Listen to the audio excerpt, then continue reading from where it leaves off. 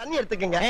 அத தோசைக்கல்ல ஊத்தி அதுக்குன்னு வழக்கமா ஒரு விளக்கமாறு வச்சிருப்பீங்கல்ல? ஆமாங்க. அத அடிப்பக்கமா திருப்பி சரிங்க. வரட்டு வரட்டு வரட்டுன்னு ஒரு 4 இழுப்பு இழுத்து சரிங்க. நல்லா கழுவி விட்டுருங்க. சரிங்க. ஒரு கிண்ண நிறைய மாவு எடுத்து பெரிய ரவுண்டாவும் இல்லாம சின்ன ரவுண்டாவும் இல்லாம சரிங்க. பொதுவா ஒரு ரவுண்ட ஊத்தி 4-5 வெங்காயத்தை போட்டு அள்ளி பொடி பொடியா நறுக்கி அப்படியே மேலாப்ல பரபர தூவி விட்டு சரிங்க. ஒரு நீளமான கேரட் எடுத்து அதையும் பொடி பொடியா நறுக்கி சரிங்க. அப்படியே மேலாப்ல பரபர தூவி விட்டு சரிங்க. இட்லி பொடி இருக்கு பாத்தீங்களா, அத அப்படியே அள்ளி மலை சாரல் மாதிரி அதையும் மேலாப்ல பரபர அப்படியே பேய விட்டு சரிங்க.